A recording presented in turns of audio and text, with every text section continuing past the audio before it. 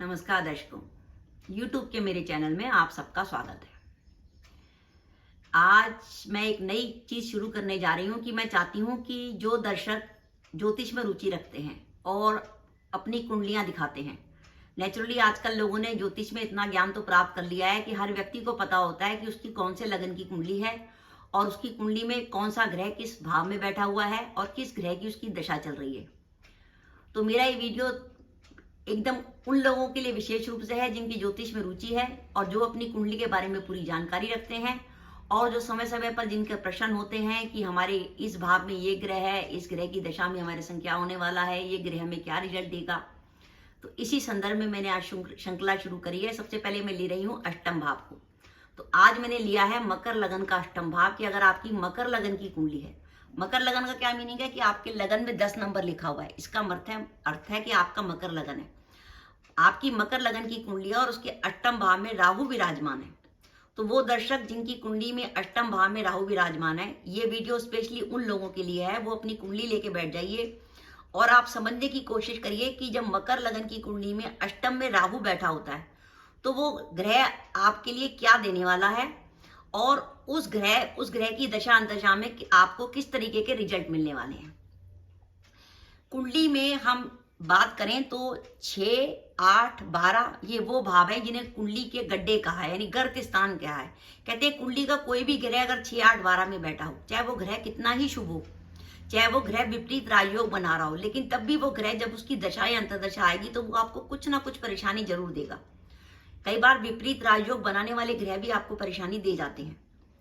अब हम यहाँ पे बात कर रहे हैं मकर लगन के अष्टम भाव की। मकर लगन के अष्टम भाव में आती है सिंह राशि। और मगर इस समय हमारी बात हो रही है कि अगर आपका मकर लगन है और उसमें अष्टम भाव में राहु विराजमान है, राहु की सूर्य से लड़ाई है, तो राहु अपने शत्रु सूर्य की राशि में बैठा है। और एक बात ध्यान रखिए, आपका कोई भी लगन हो, अभी तो हम मकर लगन की बात कर रहे हैं, अष्टम भाव में अगर हम राहु के फल देखें तो राहु जो है सम राशि में तो हमेशा शुभ फल देता है और विषम राशि में अशुभ फल देता है। तो इस समय राहु विषम राशि में बैठा है। विषम राशि कौन सी होती है? 1, 3, 5, 7, 9, 11। अगर 1, 3, 5, 7, 9, 11 राशि होती है तो उन्हें विषम राशि कहते हैं। और 2, 4, 6, 8, 10, 12 जो होती है उन्हें सम राशि कहते हैं। जब सम राशि में राहु होता है तो इतना नेगेटिविटी होती है पर उतनी नहीं होती, वो कई बार आपको अच्छे रिजल्ट भी दे जाता है। लेकिन जब विषम राशि में राहु होता है तो वो आपको कुछ ना कुछ अच्छा खासा नेगेटिव रिजल्ट देके जाएगा और उसकी दशा या अंतर्दशा में आपको परेशानी भुगतनी पड़ेगी। अब परेशानी कितनी भुगतनी पड़ेगी ये कई बातों पर निर्भर करेगी। पहली बात करें कि यहाँ राहु अष्टम में बैठा है और विषम राशि में बैठा है, तो ये राहु शत्रु की राशि में बैठा है और विषम होकर बैठा है, तो ये आपको नेगेटिविटी देगा। अब ये नेगेटिविटी आपको क्या क्या दे सकता है? अब ये राहु एक तो आपके वैवाहिक जीवन को खराब करेगा। अब आपके मन में प्रश्न होगा कि अष्टम भाव से वैवाहिक जीवन का क्या संबंध? ये आपकी कुंडली है मकर लगन की, तो ये आपकी पत्नी की कुंडली है कर्क लगन की, ये आपके जीवन साथी का भाव है। तो इसको अगर आप अपनी कुंडली को उल्टा कर लें तो आपके जीवन साथी की कुंडली बन जाएगी। तो यानी सेकंड भाव हो गया अपने जीवन साथी का भाव, यानी आपके जीवन साथी के भाव में सेकंड वाणी भाव में राहु जैसा ग्रह बैठ गया। वाणी भाव में राहु के बैठने का मतलब है कि जातक की आपके जीवन साथी की वाणी बड़ी कटु होगी। वो जो भी बोलेगा जला कटा बोलेगा, उसकी लड़ने झगड़ने की प्रवृत्ति होगी, उसको गुस्सा ज्यादा आएगा, झगड़ालू स्वभाव होगा। अब अगर जीवन साथी के नेचर है तो ये निश्चित है कि आपका वैवाहिक जीवन में आपको कष्ट होगा। और क्योंकि राहु आपके भी वाणी भाव को देख रहा है तो आपकी वाणी में भी काफी सारी कटुता आ जाएगी, आपकी वाणी में भी काफी सारी कटुता आ जाएगी और आप भी ऐसी वाणी बोलेंगे कि जो किसी को बुरी लग सकती है। अब इस राहु के संग देखिए एक योग और बनेगा। मान लीजिए आपका मकर लगन है और राहु यहाँ बैठा है और यहाँ पे शनि बैठा है, शनि यहाँ बैठा है यहाँ पर, तो और या शनि यहाँ बैठा हुआ है, राहु शनि यहाँ बैठा है और यहाँ बैठा हुआ है, तो मान के चलिए राहु और शनि दूसरे आपके सेकंड हाउस को देख रहे हैं। आप जीवन में अगर कभी नशा करते हैं, कभी शराब पीते हैं, किसी भी तरह का नशा करते हैं तो वो आपको जीवन भर के लिए पकड़ लेगा, क्योंकि ये दूसरा भाव होता है नशे का, हमारे पीने पिलाने का, खाने का भाव। खाने के भाव पे अगर शनि और राहु जैसे ग्रह की दृष्टि पड़ जाए तो वो नशे का योग बना देते हैं। इसलिए ध्यान रखिए, अगर आपका मकर लगन है, आप कभी किसी की मकर लगन की कुंडली देखिएगा, अगर उसके दूसरे भाव में शनि है या उसके द्वादश भाव में शनि है और उसके अष्टम में राहु बैठा है, तो इसका मतलब है जातक अगर शराब पीना शुरू कर देगा जिस दिन, उसकी शराब नहीं छूटेगी। ये राहु का इफेक्ट है, क्योंकि जब पापी ग्रह हमारे खाने के भाव को देखते हैं तो हमारे खाने पीने का स्तर जो है नीचे गिर जाता है। तो ये तो मैंने बताया कि आपकी शराब की आदत बन सकती है, वैवाहिक जीवन कटु आपका कष्टपूर्ण हो सकता है, आपकी वाणी कटु हो सकती है। साथ ही अष्टम में जब राहु होता है तो जातक के लिए पैसा सबसे बड़ा भगवान होता है। वो हर तरीके से पैसा कमाने की सोचता है। कई बार अगर वो सरकारी नौकरी में भी होता है तो वो पैसा कमाने के लिए रिश्वत भी ले डालता है। उसको हर तरीके से रिश्वत भी लेनी होती है। अगर आपका विषम राशि में राहु है और आपने रिश्वत ली तो ये राहु आपको कोर्ट केस करा सकता है। इसलिए मैंने लिखा है कि पुलिस केस से बच के चलिएगा।